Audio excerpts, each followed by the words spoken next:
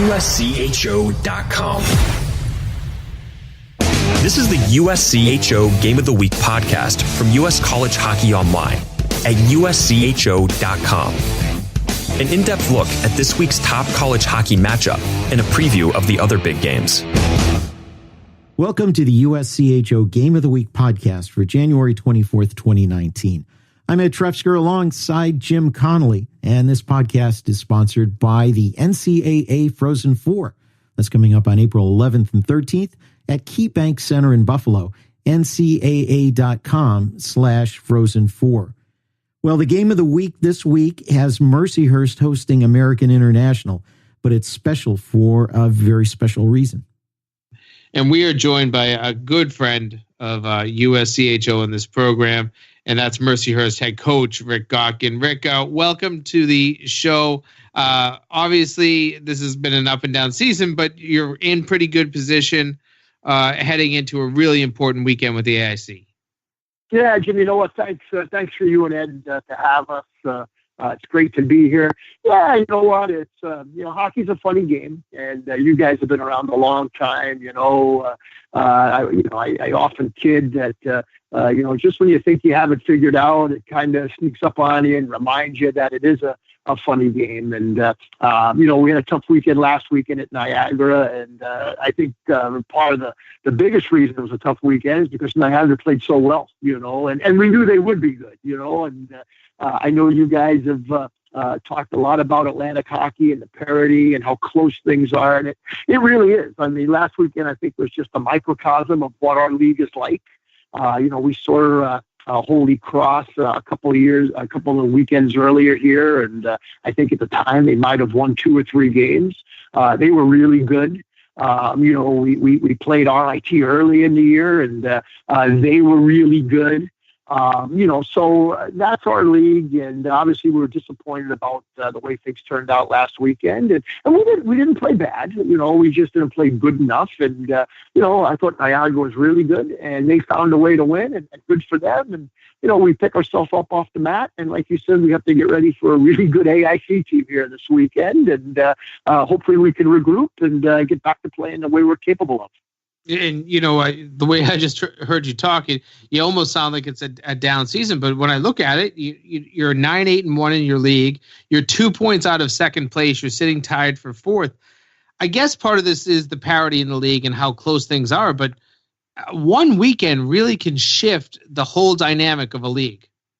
Oh, Jenny, there's no question about that. I mean, and again, as history, over the last few years of Atlantic hockey, the point separation when it's all said and done is usually about 7 to 10 points from like first to like 10th or 11th. So there's not a lot of point difference. And really, at the end of the day, AIC might in fact run away with this whole thing with the way they've been playing. But the truth is, you put together 2 or 3 good weekends, really good weekends, you could be right into the home ice mix. You could be right into the regular season championship mix. I mean, a lot can really, really happen. And, we've often talked about, the standings really don't matter till Valentine's Day, because that's when it really starts to clear up. And, really anybody could beat anybody. And I think that's the beauty of our league. And then, you start the Atlantic Hockey Conference playoffs, and then it's a whole nother ball of wax. I mean, I think the last 2 or 3 years, and we know was the number 1 seed last year. There's no protection for that. The last couple of years, we've seen that 6-7 seed go on and win the whole thing. And again, you play a number 10 seed, a number 11 seed, a number 8 seed, a number 5 seed. There's no protection from those teams because those teams are really good. Looking at some of your players, and I'm going to start on the back end, and obviously you'd like to probably lower goals against, but Garrett Metcalf, a goaltender who I've seen when he was at Lowell and know that he's a pretty darn good player and one of those transfers that you're lucky to get a transfer like that. But he's been pretty solid, and Stefano Cantilli as well in net. You've had a bit of a 1-2 tandem going here. How do you assess your goaltender situation at this point?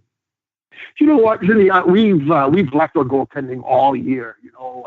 Garrett is a little bit of an unknown commodity for us, only because, like you said, he was a highly touted junior player back in the day. Was drafted by the Anaheim Ducks, I think, in the 6th round. Went to UMass Lowell, and won some hockey games in Hockey East, as you know.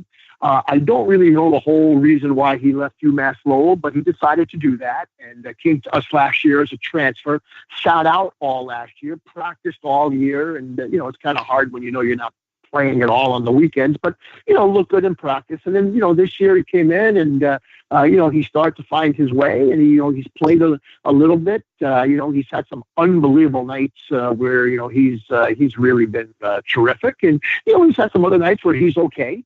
And that's really been, goaltending. And Stefan Connelly has been really good as well. And another guy with a different story, he came to us last year and had to sit out because he played a couple of major junior games. And, the games he has played this year, has done pretty well. So, like you said, we think it's a pretty good 1-2 tandem. I think we'd like to find that number one guy. Certainly, I feel like we still have a few more weeks because at the end of the day, it's like we had talked about, who's hot going into the playoffs. I think we're all looking. There's a lot of teams looking for that regular season championship that's still in sight for Mercyhurst and a bunch of other schools. But there's also that top 4 home ice and certainly the top 5 for that first round bye. So, any one of us, any one of the 11 teams certainly are in that mix to get that. And we're still trying to figure out who exactly who's our number one goaltender. But we like both those guys an awful lot. And we also like Colin DeAugustine, who's played some games for us. So we think goaltending is a strength for us. And, at the end of the day, goaltending is a key component to any successful team. We're talking with Rick Gotkin, head coach at Mercyhurst. When we look at defensemen, people around the country are talking about Joe Duszak, who's leading your team in scoring, tied for the lead in goals. And having seen him over the years, it seems like he's having just a breakout season for you. You know what, Ed? People should be talking about him. He's a great player, and he's a guy who just gets better and better every single year. And he's a guy that I'm telling you, if we played him as a forward, I think he'd have double the amount of goals that he has. I mean, he is such a gifted offensive player as we've ever had, and might be one of the most gifted offensive defensemen in the nation. On top of that, he's really worked, Ed and Jim, on his defensive game. When he first came to Mercyhurst, he wasn't great defensively, and he took a lot of risks. Now he plays a very simple game. He lets the game come to him. He sees the ice so well. And every time he touches the puck, I think everyone kind of stands up and watches because you just don't know what he's going to do. And I think his numbers, somebody was telling me the other day, I don't really look too closely at statistics, individual statistics, but I think someone told me he might be off like 4 or 5 points of the nation lead in scoring, and not just for defensemen, but for all Division I college hockey players, and that's pretty cool. And he's a guy that reminds me of a guy like Brian Rafalski. He used to play for the New Jersey Devils, and kind of the same size, and sees the ice that way, and just a really, really, really very talented, good player. And then when we talk about your forwards, Mercyhurst has a reputation, well deserved, as being a team that likes to transition quickly and attack the net. Can you highlight some of the guys up front? Yeah, you know what? Certainly that group is led by Derek Barash, who's a senior captain for us. And, Derek's compete level is as good as his compete level as we've ever seen here at Mercyhurst. I mean, every single shift, every single game, whether he's scoring or not, he gets after it, and he does so much for us. He kills penalties. He plays on the power play. He plays in key minutes for us. He plays against the other team's top line usually. And he's been great, and he's a guy, Ed and Jim, that, he gets, he likes his points. I mean, points are important, but he knows that, there are so many different ways to impact the game. And certainly getting a goal or getting an assist, you impact the game, or making a great save, you impact the game. But really, the truth is that, we players can impact the game in a lot of different ways. It might be a blocked shot.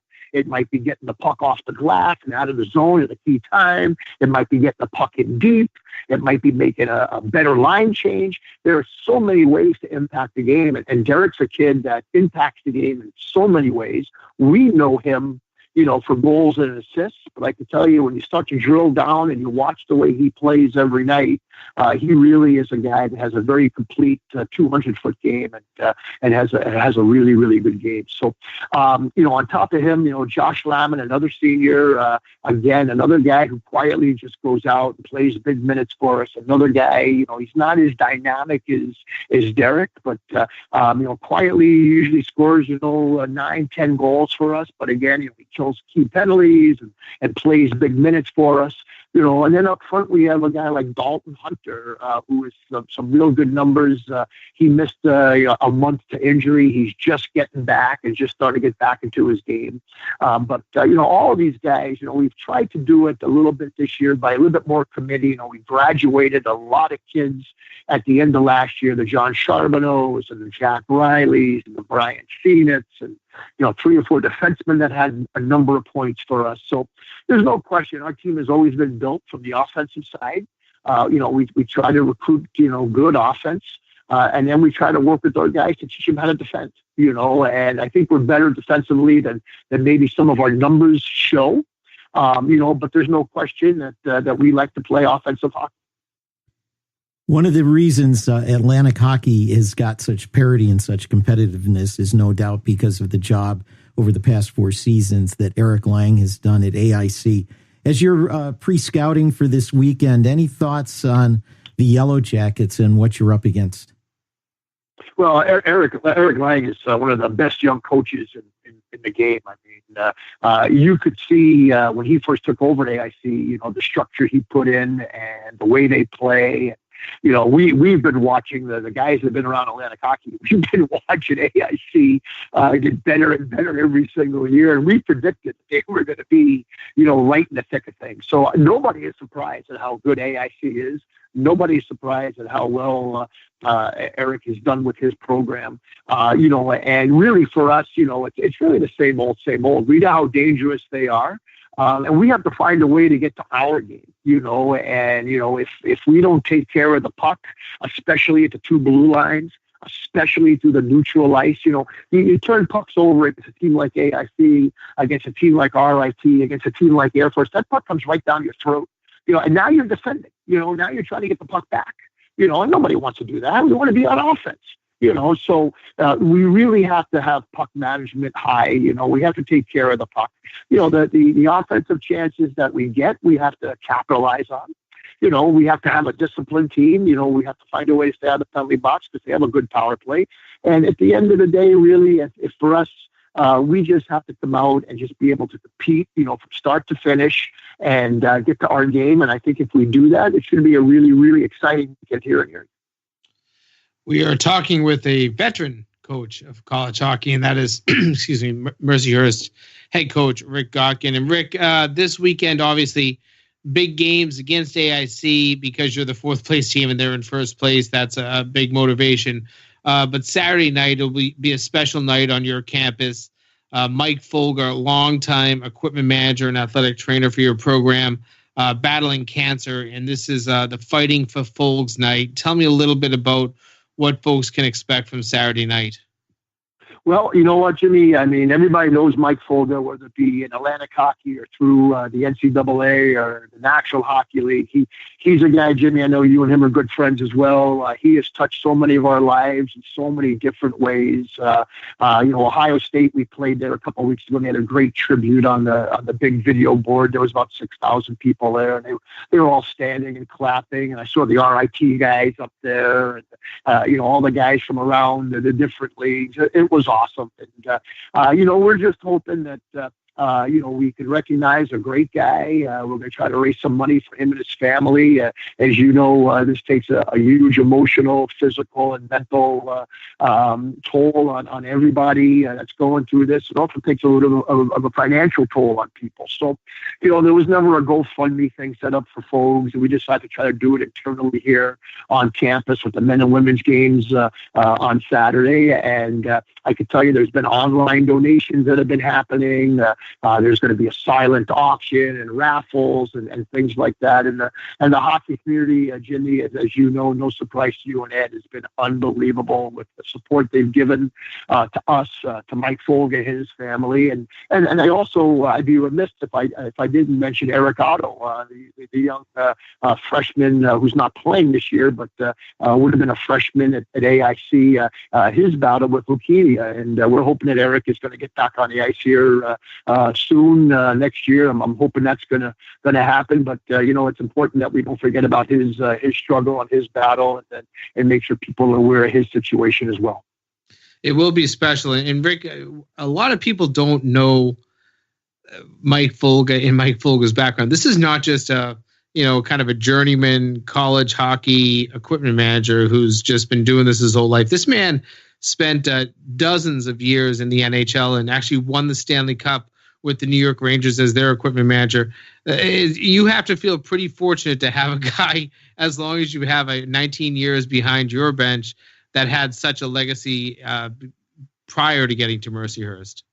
Oh, unbelievable, Jim. Me, I've just been a lucky guy my whole life, and right place, right time, and having Mike Folga here gave us instant credibility. He really, to me, he's the face of Mercyhurst College hockey. I mean, everywhere you go, people know him. They know of him. I can remember Josh Fenton last year at AIC. Ironically, Mike was recovering from open heart surgery, and Josh came down from UMass Amherst to help us with equipment. And, just was telling me that when Josh was in New Jersey with the Devils and Folgs was with the Rangers, he was telling me how, Folgs was the first guy that would help any other young equipment guy in the NHL. And everybody just looked up to Mike Folga and who he was and what he's done. And they did that because, Mike Folga is the kind of friend that you would want as a friend. And you and I know that firsthand because we know him so well. But Mike Folga would do anything for anybody. If you told him he had a nice watch, he would take it off and give it to you. I mean, that's just how he is. And he has touched so many of our lives. And yeah, he's an equipment man, but you know what? He's really, for us, he's been an assistant coach. He absolutely has been our athletic trainer. He's been an ambassador. I mean, he's done so much for our program. And I used to kid Folks. I said to him over the years, I said, "Hey, Fogie, you know what? You better be nice to me because I'm the only friend you have out there." And then what I'm finding going through this battle with him is he has millions of friends. I mean, I got to tell you, I cannot believe how many lives Mike Folga has touched. And again, it's a tribute to him, the kind of person he is, the places he's been. And he's just a wonderful, wonderful man. And I just hope that everybody can just keep him in his prayers. And he's going through a big battle. There's no denying that. His spirits are good. He's upbeat. He's more concerned about everybody else around him. He doesn't want the attention. But we need more people like Mike Folga in this world and not less people like Mike Folga.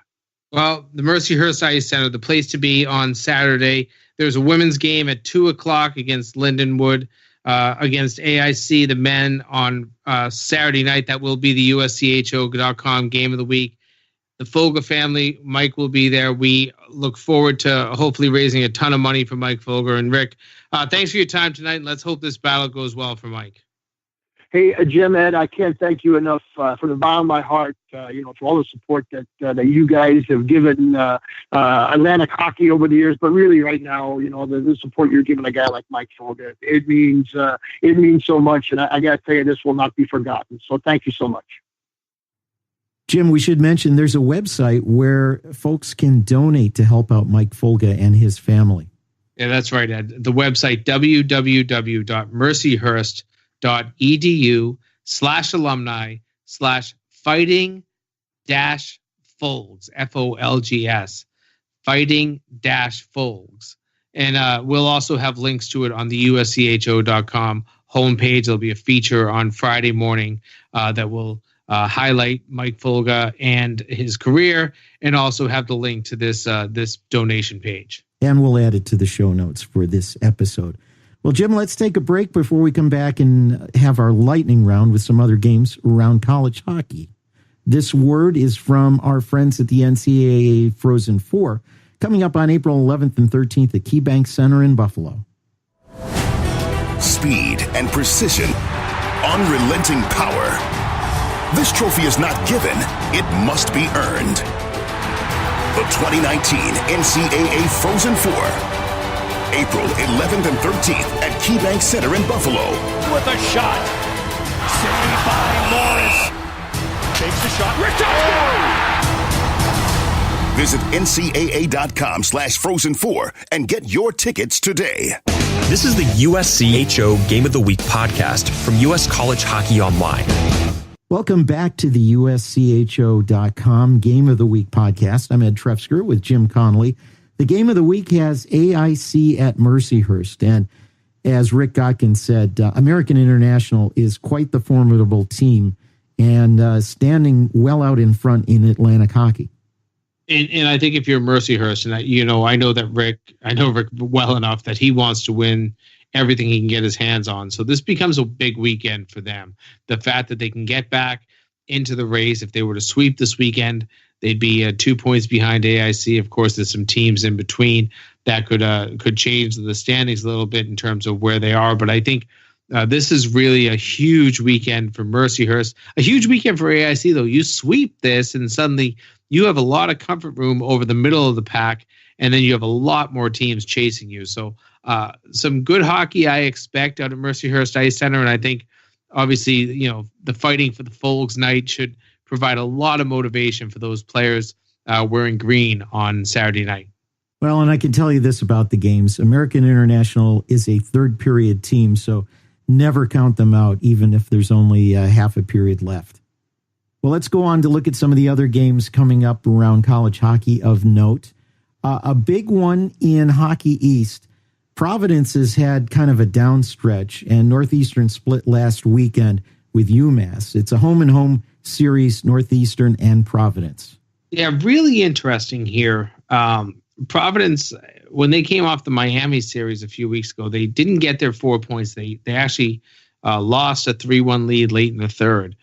And for some reason, since that point, it does seem that team maybe has a little bit of its confidence shaken. A couple of losses to Boston College in there since then. A loss to BU. They crushed Brown in between in their Mayor's Cup game, but there just needs to be a consistency. I know that this team has a great ability. They have to show it, and they're going to have to show it against a Northeastern team that maybe people underestimated for much of this year. You can't do it anymore. This is a very good Northeastern team. They had a tough game last Friday night on the road against UMass. They, though, came back, made some great adjustments, limited the speed of UMass on the outside, and they definitely eliminated those net front scores that really cost them on Friday night. So this is a Northeastern team that knows how to make those adjustments. They know how to adjust for an opponent. They're going to have to head in on Friday night. That's probably the difficult game, heading down to Providence on Friday night. But they get to host the Saturday night game, and we get to see. I mean, this is one you almost kind of suspect that there'll be a split, but it should be some pretty darn good hockey. This is an exciting series to watch. Something involving a Hockey East team that's non-conference, Arizona State, in for a pair of games at Agganis Arena against Boston University. Yeah, and Arizona State kind of probably knows where they are. They only have 8 games left. They probably have to win. We've been saying 6. I'm going to maybe adjust it to 5 because after 2 losses, they really haven't fallen too far on the pairwise, but I still think they need 5 more wins to get themselves into an NCAA tournament position. This is kind of a big weekend. You don't want to lose 2 to BU, and they probably couldn't have gotten Boston University at a worse time. BU seems to be playing their best hockey.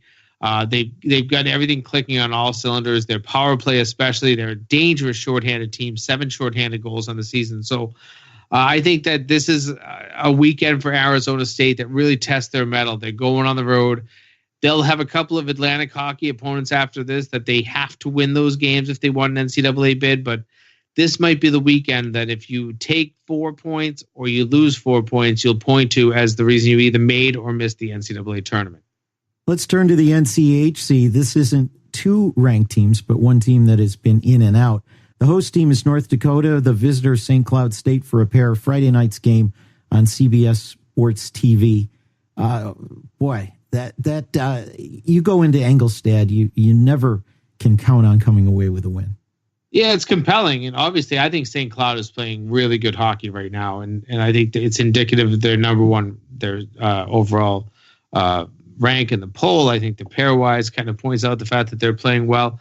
North Dakota, they've been up and down. You know, you got the 2 losses at Canisius, but then you've got some good wins in league since then, and you just never know. Going into Engelstad is the big challenge. And speaking of Engelstad, a big $6 million announcement today. They're going to redo some portions of that rink, put in supposedly the largest video scoreboard in college hockey. And after the one that Northeastern just put in a few weeks ago, to make it bigger than that, I don't know what type of stadium you have to have, because that's going to be one big video scoreboard. Regardless, this is a good weekend series, and I think that the folks out in North Dakota will be more than entertained by the caliber of hockey that these two teams will present. Last weekend, Western Michigan got swept at St. Cloud and dropped 3 points in the USCHO.com men's Division I ice hockey poll, but they're back home at Lawson Ice Arena, a great home atmosphere, and visiting them, a team that picked up a league point, an extra league point, but played to a tie against Colorado College with Friday's game canceled, and that's Denver, number 4, visiting number 13. Yeah, this is a tough stretch. They came off a couple of games against Miami, were able to handle them. Western Michigan did. Then they lose 2 to St. Cloud. Now you're going to play 2 against Denver. That's 6 games against the nationally ranked teams. After this, I don't think there's much of a break when you really look at the fact that it's Omaha, North Dakota, Colorado College, and then St. Cloud yet again. This is not an easy league. We know that. And every week is tough. But obviously Denver would like to get the winning ways back. One tie doesn't really alter that too much. But I think in terms of Western, you had a wonderful run, a 10-game unbeaten streak. You had 2 tough losses to a very good St. Cloud State team on the road. Now you're back home. What will the comforts of home do for this team, this Andy Murray coach team? Do want to mention one other game that's coming up on Tuesday, postponed from last Saturday, and that's the Mayor's Cup in Albany. Rensselaer taking on number 16 Union. Yeah, that's one of those games. I mentioned it last week on the same podcast. Throw the records out. Now they get to finally play. Hope no more snow, no more ice involved. There were so many crazy cancellations over this past weekend, and if they weren't canceled, the trips home. We've heard some great stories from coaches that spent 2 to 3 extra days on the road that they didn't anticipate. But this is a good series. These are 2 teams that they're maybe not in the same spectrum in terms of who's playing well, who's nationally ranked, who's ready to go to an NCAA tournament. But I've seen RPI play and play very well, and they can be a really tough team to beat no matter where they're playing. And I think that could be a really good test for Union. Well, we'd be remiss if we didn't point out one other pair of games, and this is in the Big Ten. On Thursday, Penn State, number 15 this week, at Michigan, but then on Saturday, they are at Madison Square Garden, which bills itself as the world's most famous arena, Penn State and Michigan. Yeah, it's that annual basketball hockey doubleheader that the Big Ten puts forward at Madison Square Garden every year, and maybe a pretty important series for both of these teams, because neither have played incredibly well in their league. Penn State coming off being swept, and you got to kind of look at these games as one of these teams has to kind of surface. And I think we both know that they're really good teams. Obviously, Michigan coming off a Frozen Four. Maybe they accomplished a little more than they probably were supposed to last year. Penn State, we saw their offense fly high early. It has struggled within the league. It has not been as potent within Big Ten play. So I know it's 2 games separated by a couple of days and separated by 1,000 miles or so. But when you're on that big stage on Saturday night, I would expect both of these teams to perform really well. And all important standings up for play in the Big Ten. Ohio State has opened up a bit of a gap, but 2nd through 7th separated by just 4 points in a league where you get 6 points on a weekend. And that's what's critical. You've got to remember that even if you're in last place right now, you're talking about being behind by less than 3 weeks of play, and we all have 3 weeks left as teams should jump over. I know it's a long stretch for somebody that's in 6th or 7th place, but the reality is nothing is safe in a league as small as the Big Ten when there's only 7 teams and when you're giving out 3 points for every win. If you can win those games in regulation, boy, you can jump the standings really quick. A lot of great hockey this weekend. I hope you get to catch some of it either in person or on TV. For Jim Connelly, I'm Ed Trefzger, and we'll catch you next time. This has been the USCHO Game of the Week podcast, a production of U.S. College Hockey Online. Visit uscho.com/podcasts to listen or subscribe.